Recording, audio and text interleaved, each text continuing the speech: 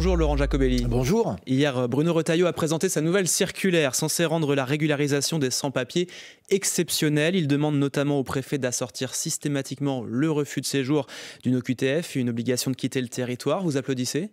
Écoutez, je ne suis pas si naïf que ça. Je regarde ça avec un sourcil en accent circonflexe. Les paroles sont belles. Moi, je suis très heureux qu'on parle de fermeté quand on parle d'immigration parce que la situation dans notre pays est devenue intenable. Enfin, faut quand même pas être dupe. Ce que nous fait Monsieur Bruno Retailleau, c'est finalement ni plus ni moins que de décaler 2 ans le temps nécessaire à la régularisation, c'est-à-dire passer de 5 à 7 ans. Mais finalement, le pire de tout, c'est qu'il se soumet à la situation. Monsieur Bruno Retailleau reconnaît donc que des gens qui sont arrivés illégalement en France vont être régularisés. Il parle même de régularisation de travail, c'est-à-dire qu'il reconnaît le travail au noir au moment d'ailleurs où on aurait besoin de cotisations dans les caisses sociales. Monsieur Retailleau, c'est un faux dur, mais c'est un vrai mou parce qu'il est LR et parce que depuis des années, ils ont accompagné l'immigration. Ce qu'il faut, c'est dire clairement à tous ceux qui veulent arriver en France, si vous arrivez en France illégalement, vous ne serez jamais régularisé. Sinon, on va continuer avec les pompes aspirantes. On crée des clandestins, vous dites ? Pardon ? On crée des clandestins, vous dites, c'est ça ? En allongeant ce temps de séjour ? Clandestins 2 ans supplémentaires, donc ils auront leur régularisation décalée, mais ils auront leur régularisation. Donc maintenant, ça suffit, parce que effectivement, quand on viole la loi, quand on arrive en France illégalement, il faut que ceux qui le fassent aient la certitude qu'ils ne seront jamais régularisés et qu'ils seront systématiquement renvoyés chez eux. Vous voyez qu'on en est loin. Laurent Jacobelli, si on rentre dans le détail, en 2023, selon le ministère de l'Intérieur, il y a eu 34 724 personnes qui ont obtenu des papiers. L'objectif de cette circulaire, c'est de réduire d'au moins 10 000 ces régularisations. Pour vous, donc ça serait aux alentours donc de grosso modo 20 000. Pour vous, c'est trop, c'est déjà trop. Ce serait combien le bon chiffre ?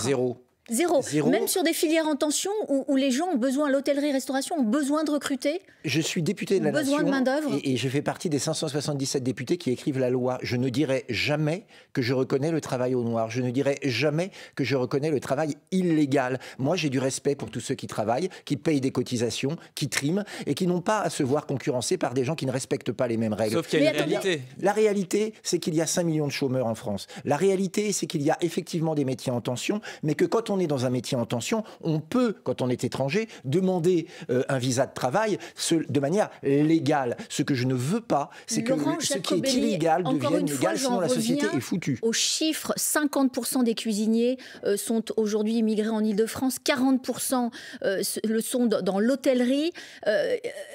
Tous ne sont pas sans papier d'ailleurs. Oui, comment on fait quand on ne trouve pas cette main-d'œuvre? Il faut faire l'inverse de ce que fait M. Retailleau, c'est-à-dire ne pas dire la réalité est ce qu'elle est, je l'accepte comme elle est et je me soumets, je me plie à l'illégalité. Il faut faire l'inverse. Il faut dire, quand il y a des métiers en tension en France, il y a des permis de travail. Voilà, c'est comme ça, c'est de manière légale. La légalité, ça se respecte. Et quand quelqu'un est venu illégalement, qu'un patron l'a employé illégalement, eh bien, il y a des lois qu'il faut faire appliquer. Ces lois, elles existent, elles prévoient des sanctions. Vous savez, M. Retailleau, il parle beaucoup, je crois que c'est sa fonction dans ce gouvernement. Il ne faut pas oublier qu'il est dans le même gouvernement que M. Valls, qui en 2012 avait écrit une circulaire qui disait exactement l'inverse, qui a été la porte ouverte à la régularisation. Là, elle fait 3 pages, la circulaire. Oui, d'accord, elle peut en faire 12, si elle ne sert à rien, vous savez, on aura juste gâché du papier. Et il est dans le même gouvernement que M. Rebsamen, qui est pour le droit de vote des immigrés. Donc bon courage à lui s'il veut faire avancer la situation. Moi, je dis à tous ceux qui nous écoutent, il y a 2 urgences. Que Marine Le Pen devienne présidente de la République, parce que je peux vous assurer qu'un gouvernement Bardella ne transigera pas avec l'illégalité de ceux qui arrivent clandestinement. Et deuxièmement, il faut un référendum sur l'immigration et demander enfin leur avis aux Français. Bruno Retailleau. Vous voulez pareil, en fait. Eh bien, alors qu'il accepte notre proposition de référendum, il est écrit, puisque Marine Le Pen l'avait écrit pour les élections présidentielles. Vous savez que c'est plus compliqué que ça avec la Constitution. Ah bah, écoutez, M. Retailleau semble d'accord pour pouvoir le faire, donc je pense qu'il connaît la Constitution aussi bien que nous. Il faut dire dedans, c'est la fin du droit du sol, c'est la fin des prestations sociales pour ceux qui arrivent de l'étranger sans travail, c'est la fin du regroupement familial, c'est la fin de la régularisation des sans-papiers. Il faut dire tout ça parce que les Français le réclament. Il y a, je le répète, en France, des Français et des étrangers en situation légale qui n'ont pas de travail. Donc il faut aujourd'hui être vigilant, écouter les Français et les effets de manche, les rodomontades, les cris de coq. On les a entendus depuis des années, ils se succèdent, les Darmanin, les Retailleau, et au final, c'est toujours plus de migrants chaque année. Il est temps d'essayer la fermeté. On n'a jamais essayé, eh bien chiche. Vous parliez de Bruno Retailleau. Bruno Retailleau est très proche des combats, s'est dit très proche des combats d'un collectif féministe identitaire xénophobe, Némésis, avant de prendre rapidement ses distances. Déjà, ça vous a étonné ? Et quels sont les liens du Rassemblement national avec ce collectif ? Il n'y a aucun lien formel. On regarde ce qu'ils font. Il y a eu des participations quand même. On regarde ce que font tous les collectifs. Soutien aux législatives, soutien à la campagne de Marine Le Pen, organisation d'actions à Montretout dans la demeure historique de Marine Le Pen. Ils font ce qu'ils veulent. Vous savez, ils sont libres. On est dans une démocratie. Ce collectif s'exprime exactement comme il veut s'exprimer. Moi, je suis quand même un peu surpris qu'on leur tape dessus à bras raccourcis en observateur, puisque je n'ai pas ma carte de membre dans ce collectif. Moi, je suis Rassemblement national. Mais je vois qu'elles, souvent, elles disent qu'il y a un lien entre l'immigration et les agressions faites aux femmes. Or, elles n'ont pas le droit de le dire. Alors, moi, je suis toujours étonné. C'est pas aussi facile à dire. Je suis toujours étonné par ces collectifs de défense des femmes, ces collectifs antiracistes, qui, dès que l'agresseur n'est pas français et que l'agressée est française, se taisent. Moi, je pense que toutes les agressions sont ignobles et qu'il faut le dire, et que tous les agresseurs doivent être condamnés, quelles que soient leurs origines, leur pays et leur nationalité, et il faut le dire. Je pense qu'il ne doit pas y avoir deux poids, deux mesures là-dessus. Je pense que M. Retailleau a reculé sous la pression, ce qui montre bien que le courage dont il fait preuve est un courage en carton-pâte. Juste un chiffre sur les agressions sexuelles. Selon le rapport du ministère de l'Intérieur, en 2017, les étrangers représentaient 14% des mises en cause dans les infractions sexuelles. Voilà, pour 8% fait des liens. Pour 8% mais Némésis fait des liens beaucoup plus larges. Donc il y a un facteur x2. Voilà, vous l'avez dit vous-même, merci d'avoir reconnu les faits. Némésis fait des liens beaucoup plus larges et plus... Mais une fois encore, je ne suis pas ni leur avocat, ni leur porte-parole. Bien sûr, c'était pour mettre du contexte. Ce qui, dans cette histoire, est un peu étonnant, c'est que M. Retailleau reconnaisse finalement ce lien entre immigration et insécurité, et puis, sous la pression, il recule. Je vous dis, ce n'est pas de très bon augure, quel que soit le collectif concerné. Laurent Jacobelli, vous restez avec nous. La suite du 8h30, c'est juste après le fil info à 8h40 avec Magali Homo. Bientôt une semaine que la trêve à Gaza est entrée en vigueur. Elle prévoit la libération de 4 nouveaux otages aujourd'hui, des soldates israéliennes âgées de 19 et 20 ans. En échange, comme la semaine dernière, des détenus palestiniens doivent être libérés par Israël. On ne sait pas encore combien. En France, Sandrine Pissarra ne fera pas appel. Sandrine Pissarra, la maman d'Amandine, morte de faim en 2020. Elle avait 13 ans. Le verdict de la cour d'assises de l'Hérault est tombé hier. Une peine assortie d'une période de sûreté de 20 ans. Son compagnon de l'époque écope, lui, de 20 ans de prison.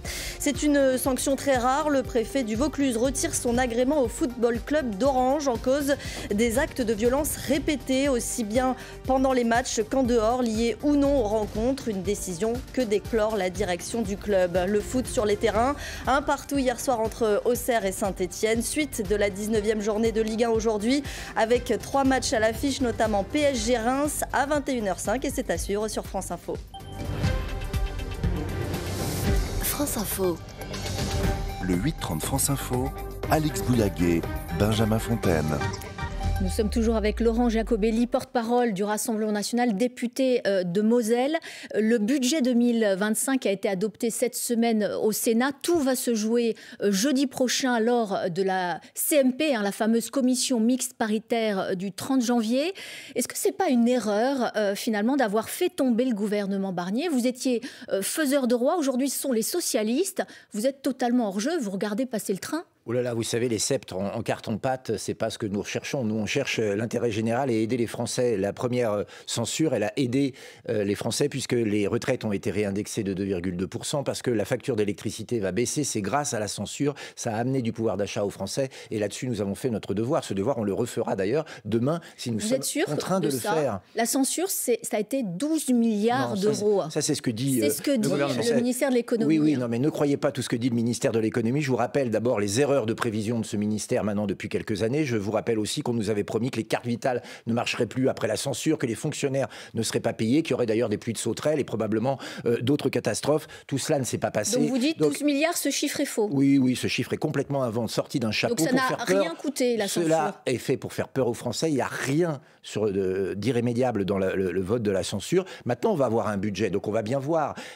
Moi, ce que je vois aujourd'hui, c'est que l'État ne fait pas d'efforts sur lui-même pour maigrir. On a un État obèse aujourd'hui, qui consomme trop par rapport à ce qu'il produit, et qu'on va encore s'en prendre aux forces vives de la nation, c'est-à-dire les entreprises. 12,4 milliards d'impôts supplémentaires sur les entreprises, et des menaces sur ceux qui ont travaillé ou ceux qui travaillent. Vous pensez à quoi quand vous dites que l'État consomme trop ? Mais quand l'État, les comités Théodule, les agences qui ne servent à rien. Oui, mais enfin, il faut réduire de manière drastique. La participation de la France au budget de l'Union européenne doit diminuer. On peut y chercher des milliards. C'est le bon moment. Mais bien sûr que c'est le bon moment. Avec Donald Trump qui veut relever les droits de douane. Oui, c'est le bon moment parce que c'est justement face une à Donald Trump. Une défense européenne qui doit se faire. Je me permets de vous répondre.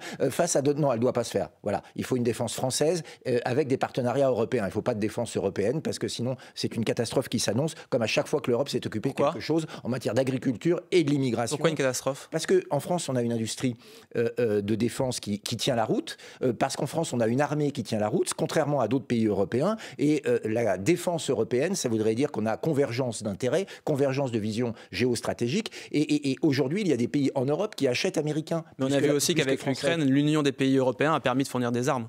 Oui, d'accord, mais on aurait pu le faire sans union de pays européens. D'autres pays qui ne font pas partie de l'Union européenne l'ont fait. Pour en revenir au sujet, qui est le budget, il y a un moment où il faut laisser les Français en paix, laisser les entreprises en paix et aller chercher les mauvaises dépenses. L'immigration, l'Union européenne, les comités Théodule, la fraude sociale et fiscale. Il y a des dizaines et des dizaines de milliards à aller chercher avant de faire la poche des Français. On a un État kleptomane, c'est compulsif. Dès qu'il voit un Français, hop, on va aller lui faire les poches. Si je résume, vous voterez contre ce budget, mais est-ce que vous allez pour autant censurer le gouvernement, puisqu'il y aura sans doute un 49.3 ? Les lignes rouges restent les mêmes. Si ce budget met en danger le pouvoir d'achat des Français, si ce budget fait des retraités des cibles, si ce budget asphyxie les entreprises, et que, dans le même temps, il ne fait pas la cure de minceur nécessaire pour l'État, alors oui, nous censurerons. Mais l'absence de budget, c'est aussi une catastrophe pour un certain nombre de catégories sociales. Oui, mais nous ne pouvons pas rentrer dans la logique qui est soit vous choisissez un budget qui est terrible pour la nation,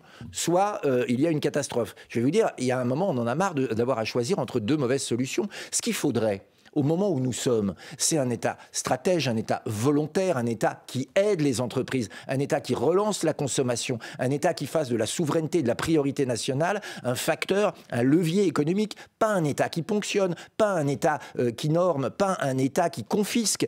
Une fois encore, ils sont à côté de la plaque. Mais comment voulez-vous attendre de ceux qui, depuis 40 ans, ont ruiné la France et les Français, qu'ils changent de politique? Tant que ce gouvernement, celui-là ou un autre, qui lui ressemble, un ersatz, et que ce président de la République seront en place, malheureusement, nous aurons le même problème. Pour avoir un bon budget, il va falloir passer par de bonnes élections. Laurent Jacobelli, vous parlez justement du pouvoir d'achat des Français concernant le financement de la sécurité sociale. Là encore, les socialistes ont obtenu des victoires. François Bayrou ne parle plus de dérembourser certains médicaments, ni de hausse du ticket modérateur, ni de baisse de remboursement par l'assurance maladie des consultations chez le médecin. Ça, c'est bon pour le pouvoir d'achat des Français. Vous dites quoi? Merci les socialistes? Non, j'ai dit, le jour où vous m'entendrez dire merci les socialistes, ce ne sera pas demain la veille, parce qu'ils ont fait tellement de mal à ce pays, et je crois qu'ils sont pour une bonne part... Mais il y a eu des avancées, vous pouvez le reconnaître. Les responsables de la situation actuelle, avec y compris Emmanuel Macron. Vous savez, les socialistes, c'est la norme, c'est la taxe, c'est l'immigration. Mais si on met ça de côté, voir que sur M. les Bayrou faits, s'acoquine aux socialistes me fait plutôt peur. Sur les faits, c'est une évidence qu'il ne faut pas dérembourser les soins, même si j'ai vu d'ailleurs qu'il y avait plusieurs milliards d'économies prévues sur la sécurité sociale. J'aimerais bien savoir où, parce que vous savez, le diable est dans les détails. Mais vous parlez de la sécurité sociale. Il y a une économie. Non, il y a il y a des milliards concret, prévus. quand même. Mais moi, j'ai encore plus concret, vous voyez. 1,2 milliard l'aide médicale d'État. L'aide médicale d'État, c'est le soin gratuit pour les migrants clandestins. 0,5% des dépenses de santé. Les fameux clandestins que M. Retailleau veut régulariser. Eh bien, il faut aller chercher ce milliard et le rendre aux Français. L'aide sociale pour les personnes âgées, le minimum retraite, 40% du minimum retraite est délivré à des étrangers dont la plupart n'ont jamais travaillé et cotisé en France. Encore un autre milliard à aller chercher. Vous savez, le gouvernement veut s'en prendre aux automobilistes, il veut s'en prendre aux retraités, il veut s'en prendre à ceux qui bossent, il veut s'en prendre aux chefs d'entreprise. Il y a une catégorie qui a le totem d'immunité, ce sont les étrangers. Eh bien, il est temps de faire sauter le verrou. Il y a aussi des concertations sur les retraites. Oui. Imaginez si il y avait des mesures sur les carrières longues, sur celles des femmes, sur la pénibilité. Ce serait des victoires à mettre au crédit des socialistes. Mais et alors? C'est ce que vous voulez? L'intérêt général, l'intérêt général, je sais que ce mot a été oublié par la classe politique, mais l'intérêt général nous porterait à accepter toute bonne mesure sur les retraites. Mais une fois encore, moi je ne vis pas en théorie. Je sais ce que c'est qu'un qu'un socialiste. Un socialiste, c'est un politicard en mal de poste aujourd'hui et qui se vend au plus offrant. Il s'est vendu aux antisémites il y a quelques mois, ils se sont vendus aux antisémites pour se faire élire. Aujourd'hui, ils se vendent au gouvernement et sous prétexte d'une espèce de conclave, comme l'appelle Monsieur le Premier ministre, sur les retraites, dont personne ne pense qu'il aboutira. Donc vous, c'est tout ou rien. Donc en fait, c'est rien. Non, ils disent « Oh, on est bien content ». En fait, ils savent très bien que ça n'aboutira pas, mais ils ont peur, ils ont la trouille, ils ont le trouillomètre à zéro, le trouillomètre qu'il y ait des élections parce que les socialistes, comme les LR d'ailleurs, ne seraient pas prêts. Et donc, ils marchandent une espèce de pause dans la politique française au moment où nous aurions besoin d'énergie, de stratégie, de volontarisme. Relancer la croissance, relancer l'emploi, protéger les Français. Laurent Jacobelli, vous dites qu'ils se sont vendus aux antisémites. À gauche, on dit le RN se vend aux racistes. Est-ce que finalement, il n'y a pas... Quel raciste ? À ceux qui ne veulent pas des étrangers, justement, en France. Mais attendez, on est sur une radio... C'est important ce que vous dites quand même. C'est important sur les socialistes. ce que vous dites. On est sur une radio de service public, payée avec les impôts des Français, et donc vous ne pouvez pas dire aux 75%. Mais je ne dis pas ça. Non, vous ne m'aurez pas. C'est pas moi qui l'ai dit. C'est pas moi qui l'ai dit. Vous êtes en train de dire que les socialistes, eux, se vendent antisémites. Je vous donne leur réponse. 75% des Français qui veulent de la fermeté sur l'immigration ne sont pas des racistes. Le racisme, c'est pas vouloir lutter contre l'immigration. On est bien d'accord. Le racisme, c'est, comme le fait M. Mélenchon et ses équipes, aller tracter seulement dans certains quartiers pour parler seulement à certaines populations et sectoriser les électeurs en fonction de leurs origines ou de leur couleur. Ça, c'est du racisme. Et oui, je le dis, il y a eu chez certains députés, pas tous, de la France insoumise, des propos qu'on peut qualifier d'antisémites et que les socialistes, François Hollande le premier, se sont bouchés le nez. Ils ont fait semblant de ne pas voir ce que tout le monde voyait, tout simplement pour se faire élire. Quand on est à cet état-là d'estime de soi et quand on est prêt à tout pour un poste, je crois qu'on ne peut pas faire confiance au Parti socialiste. C'est pour ça que je n'ai pas confiance en eux pour les retraites. Laurent Jacobelli, sur les législatives partielles, vous parliez à l'instant des Insoumis. Si on regarde le résultat des dernières législatives partielles, la candidate macroniste l'a emporté en Isère face à un Insoumis.